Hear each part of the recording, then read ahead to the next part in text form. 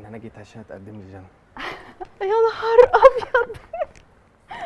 عايز اقول لكم حاجه مهمه جدا. اتفضل.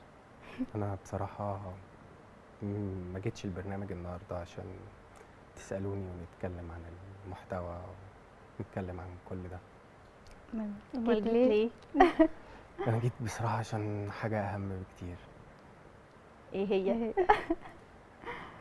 الحاجه الاهم يعني هي دي اللي خلتني اجي بصراحه، ان انا جيت عشان اتقدم لجنى. يا نهار ابيض. انا صغيره بجد؟ احنا لسه صغننين خالص. ثانك يو. استنيكي تكبري. احنا لسه صغننين أنا خالص يا صغيرة محمود على أوي. فكره. ليه بس؟ يا خدها جماعه معايا، في خدها ايه؟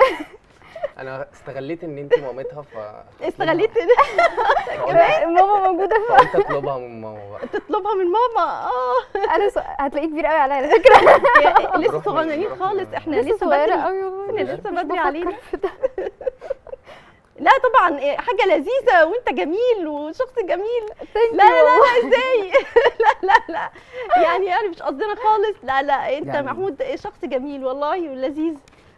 عادي بقى خلاص. عادي خلاص. عادي خلاص. ايه ثانك يو سو ماتش والله. بس انا صغيره قوي. خلاص هستناكي لما تكبري. خلاص. وده